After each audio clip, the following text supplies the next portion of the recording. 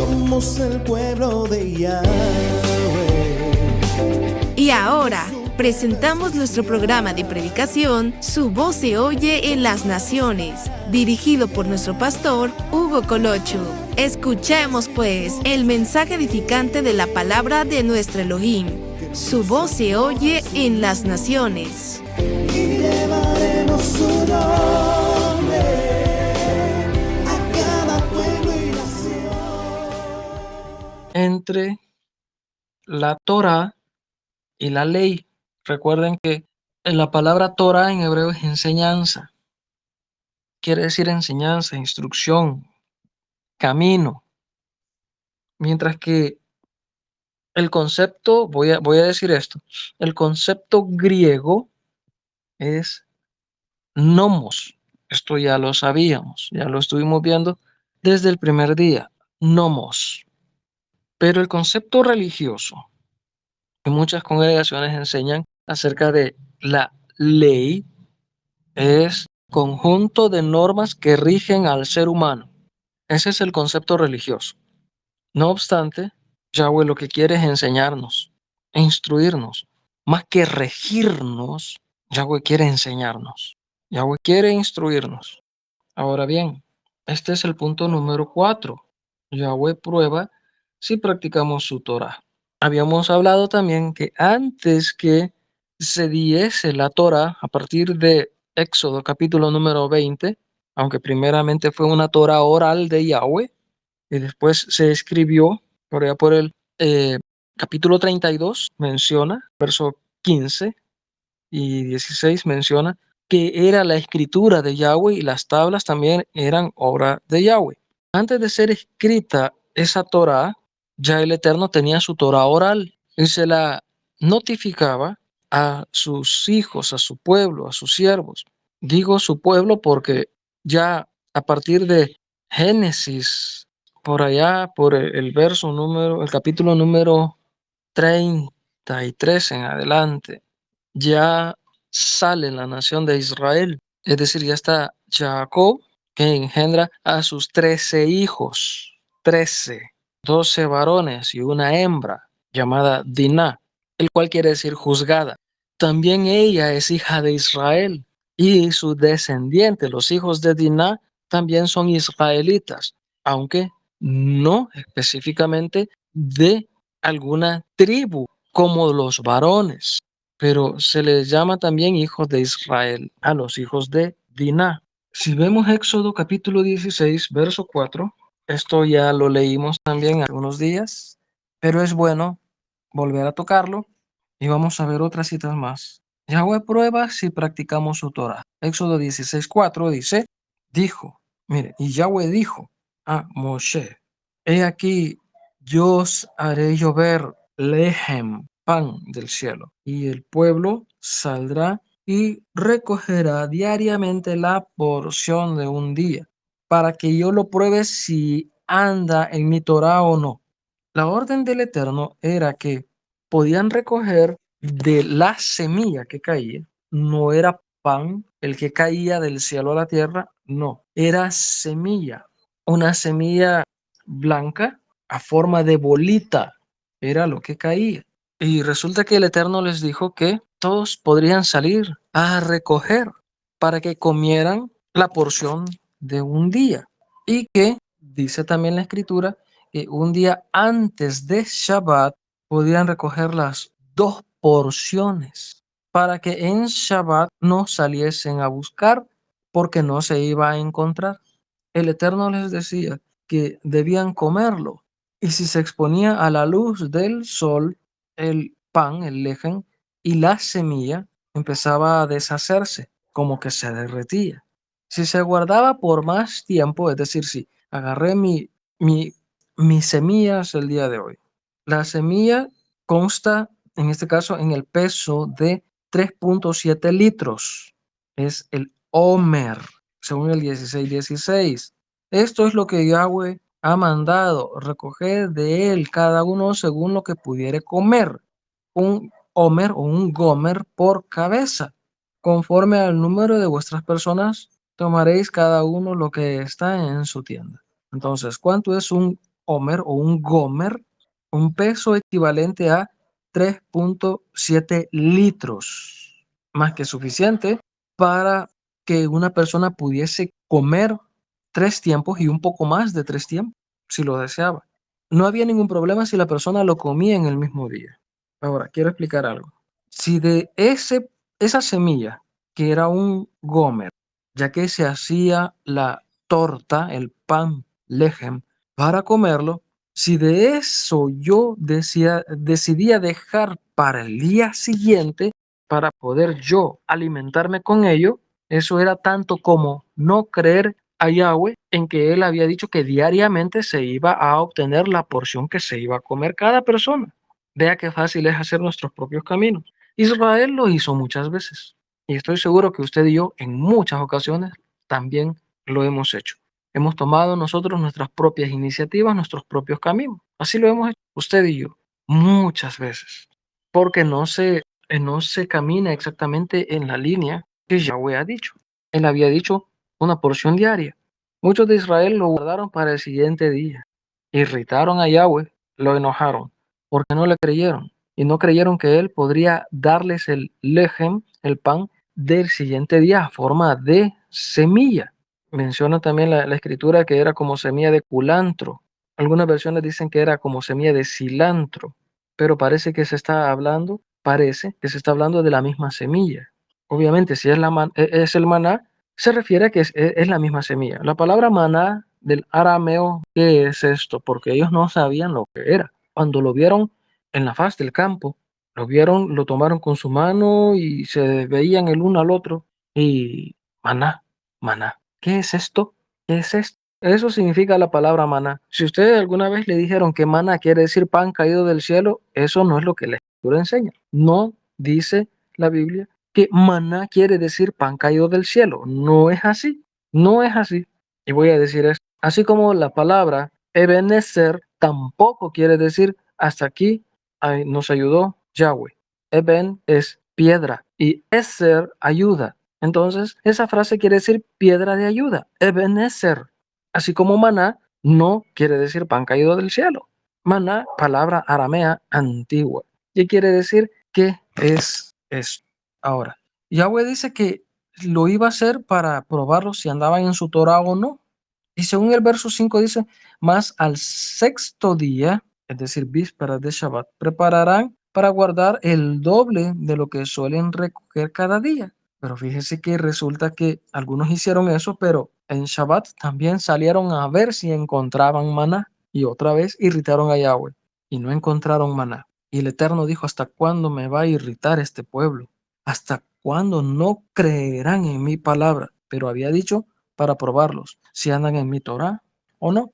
Ahora, ya que les dije que maná quiere decir ¿qué es esto? 16:15, Éxodo 16:15 lo menciona. Y dice así, y viendo los hijos de Israel, se dijeron unos a otros. Se da cuenta que no estaba inventando yo, no era mi propia imaginación, sino que se juntaron los hijos de Israel y tomaron eso y se dijeron unos a otros, ¿qué es esto? Maná, porque no sabían lo que era.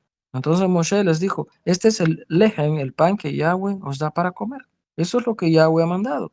Recoged de él cada uno según lo que pudieran comer, un gomer por cabeza. Conforme al número de vuestras personas tomaréis cada uno para los que están en su tienda.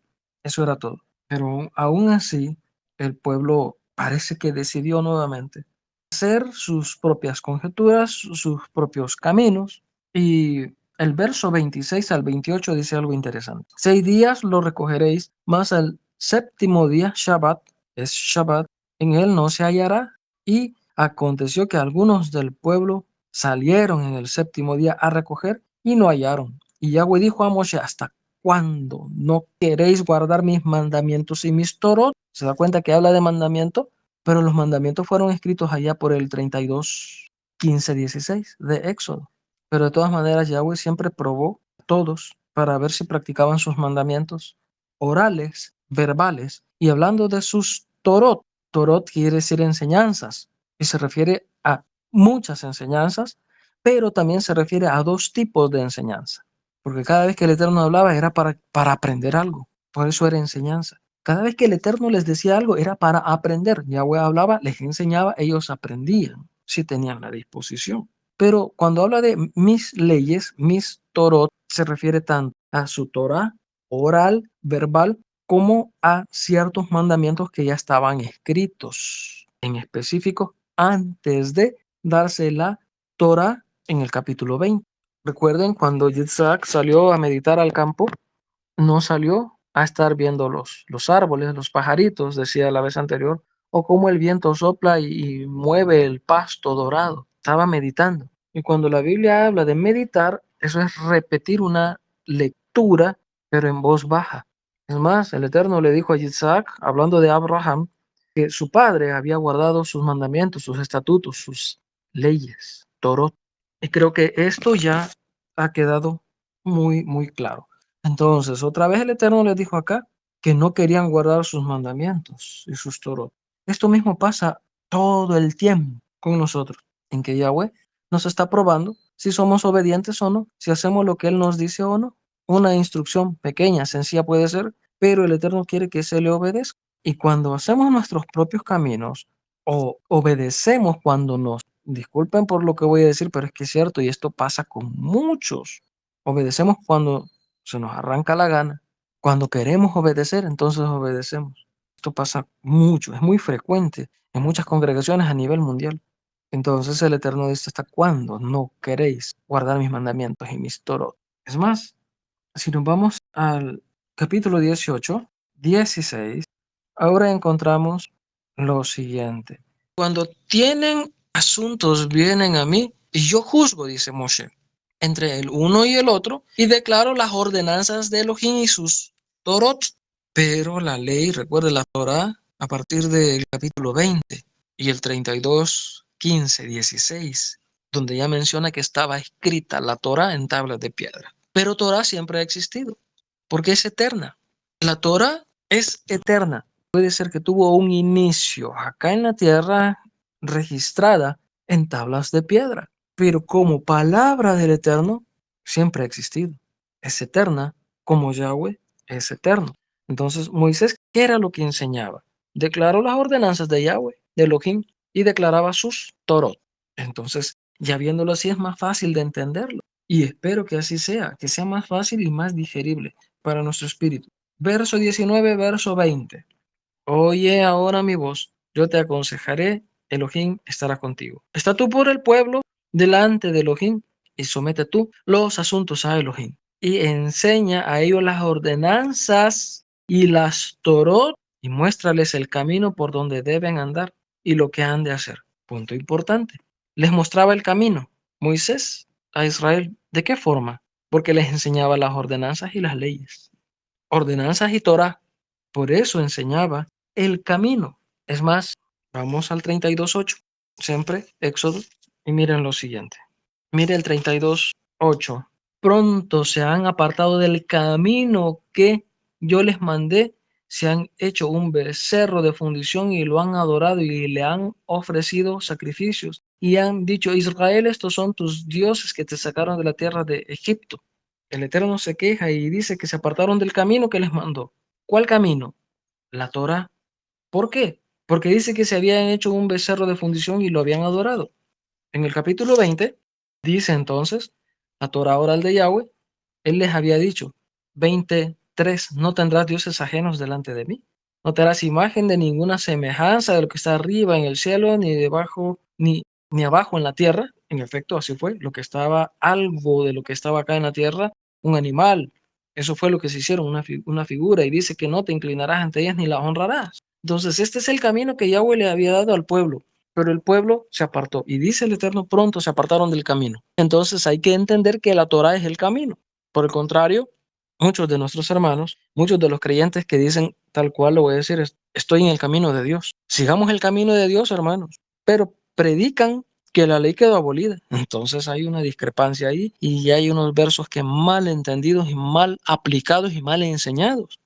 Cuando vemos también Salmo 119, vamos a ver el verso 1, que dice esta parte de la escritura, dichosos los de perfecto camino, los que andan en la Torah de Yahweh. ¿Quiénes son los de perfecto camino los que andan en la Torah de Yahweh. Entonces la Torah de Yahweh es el camino perfecto. Es el camino perfecto. Lejos de lo que muchos están enseñando y predicando hoy, que la ley quedó abolida.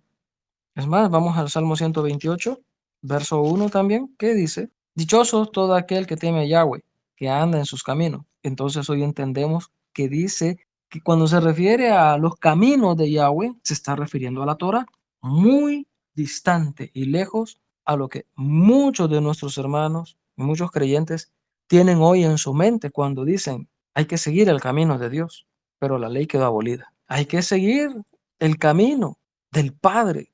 Sí, pero la ley quedó abolida. No es congruente. Y se da cuenta que una cosa va en contra de la otra. Si la explicamos de esa forma, si la entendemos así, porque la escritura en este caso me envía a que yo pueda comprender que cuando se habla de la Torah, ese también es el camino de Yahweh. Es algo bien sencillo. Siempre capítulo 18, Éxodo 18, el verso 20, ya lo vimos y enseña a ellos las ordenanzas y las torot y muéstrales el camino por donde deben andar y lo que han de hacer. Eso es todo. El camino de Yahweh es la Torah, sus mandamientos, sus ordenanzas, y ellas nos permiten tanto andar en esa senda como practicar lo que ella exige. Eso es lo que está diciendo. Muéstrales el camino por donde deben andar y lo que han de hacer.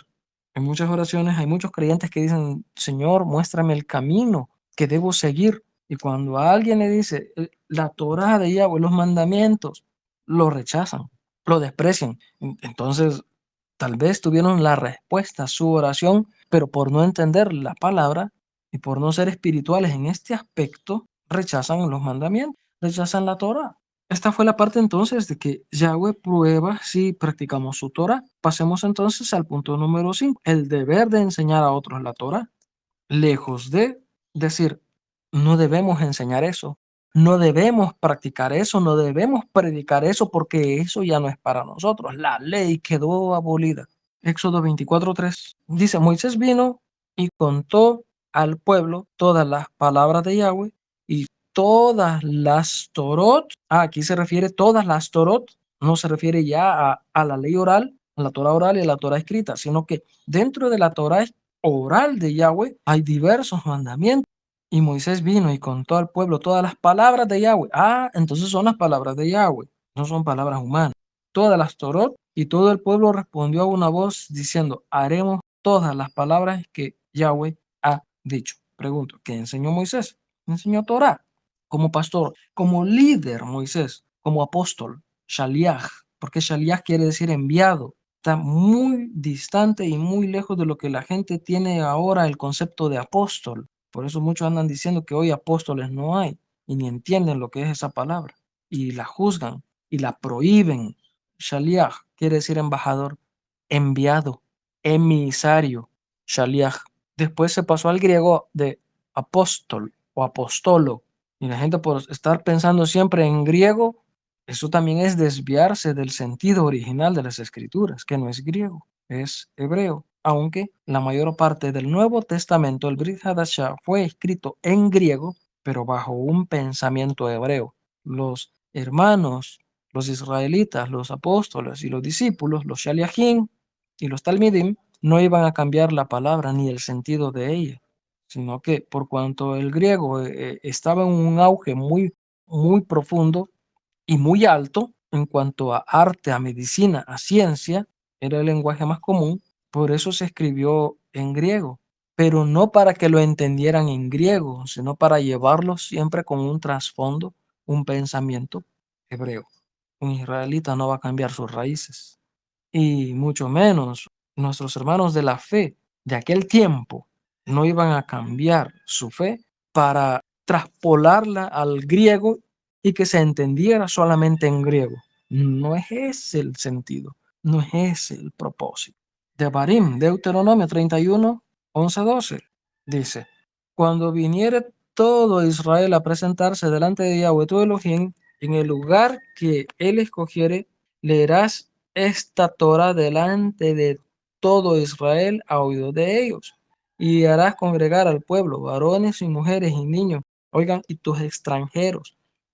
No que la ley solo es para Israel. No que la ley solo es para Israel, pero este verso dice algo diferente. Y muchos otros también lo dicen. Entonces la Torá no solamente es para Israel, para todo aquel que quiera tener una relación y una comunión con el Eterno. Son sus caminos. Tus extranjeros que estuvieran en tus ciudades para que oigan y aprendan.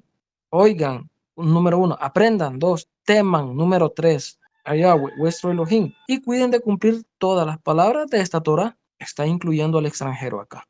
Está ahí, está implícito. Nehemías 8, 7, 8. Vamos a ver qué dice.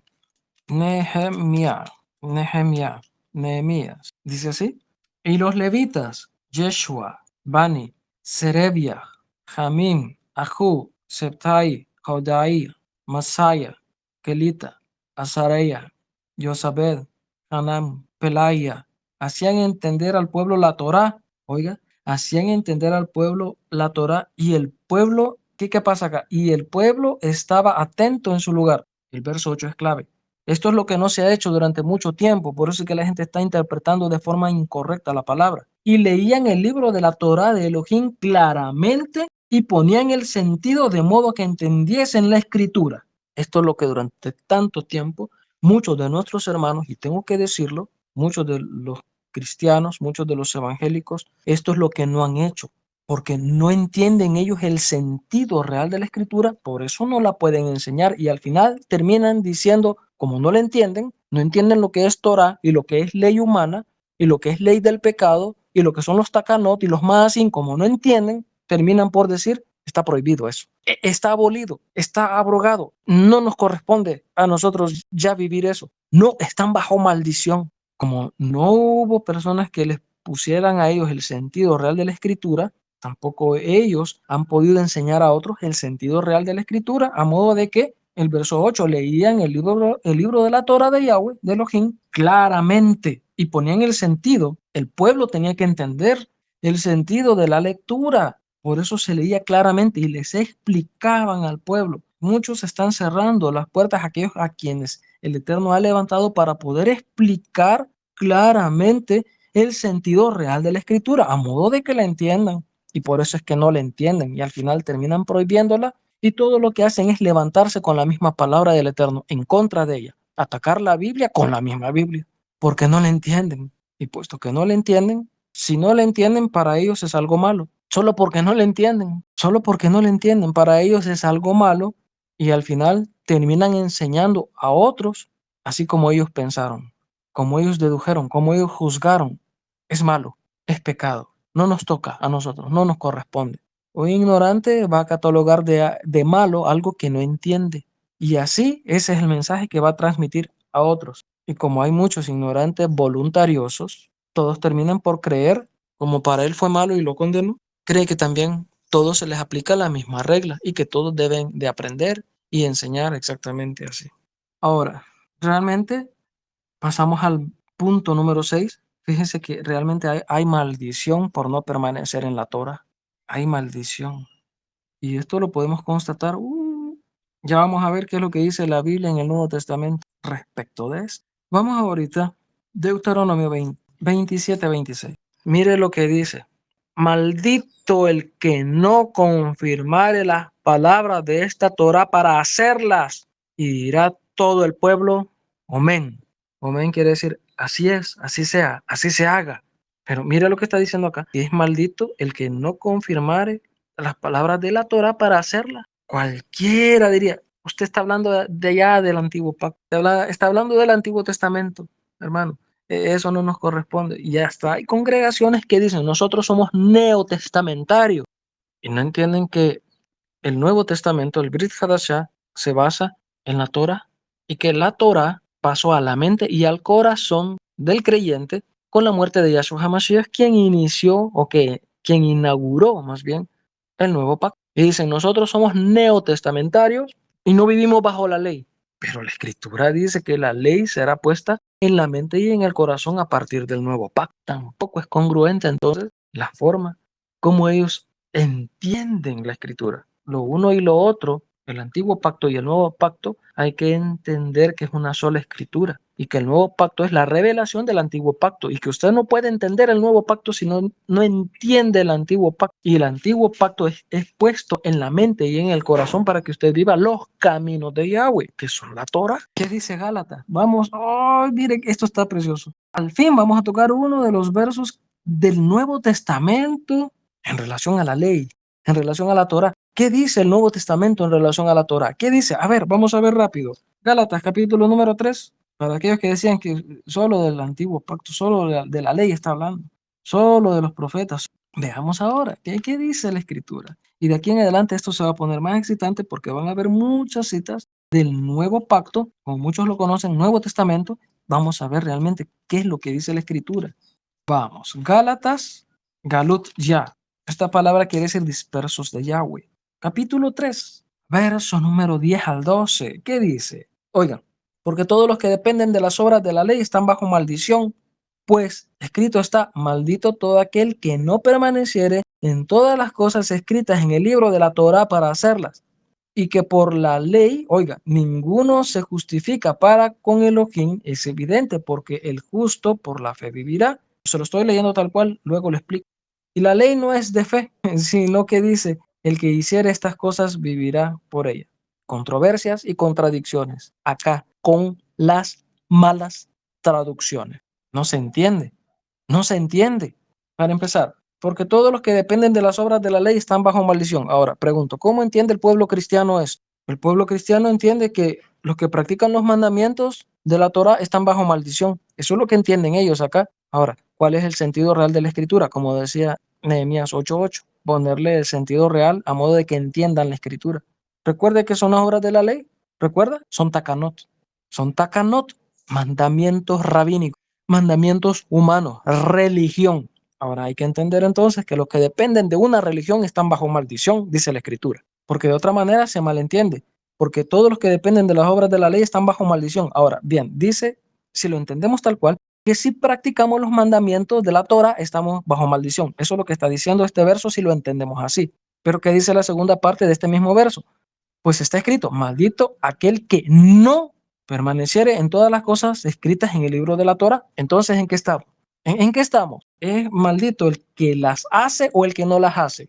De hecho, el que practica las obras de la ley, takanot, religión, judaísmo, cábala, están bajo maldición. Pero dice la segunda parte, maldito todo aquel que no permaneciera en todas las cosas escritas en el libro de la Torah para hacerlas. Entonces, Pablo, Saúl, me está llevando por el Espíritu acá a que debo de practicar tales mandamientos para evitar yo la maldición de caer en una religión, de defender la religión como si se trata de la palabra misma y ponerla al mismo nivel y la misma importancia de la palabra. Verso 11. Y que por la ley ninguno se justifica para con Elohim. Parece que hay una controversia, pero no. Porque acá en este caso, cuando dice que por la ley, siempre se refiere a los takanot. ¿Por qué siempre se refiere a los takanot? Dice que por la ley ninguno se justifica para con Elohim. Es evidente, porque el justo por la fe vivirá. Así que por la ley ninguno se justifica. Es así como le ha entendido mucho pueblo creyente, mucho pueblo cristiano evangélico. Sí, es así como la ha entendido. Pero dice Romanos 2:13, porque no son los oidores de la Torah los justos ante Yahweh, sino los hacedores de la Torah serán justificados. Entonces, ¿qué hacemos? ¿Qué pasa con Romanos 2:13 y qué pasa ahora con Gálatas 3:11? Porque por la ley ninguno se justifica para con Elohim. Es evidente, claro, por la ley, pero acá se refiere a la ley humana, los takanot, la religión, el judaísmo. No se está refiriendo a los mandamientos que Yahweh dio, porque son sus caminos.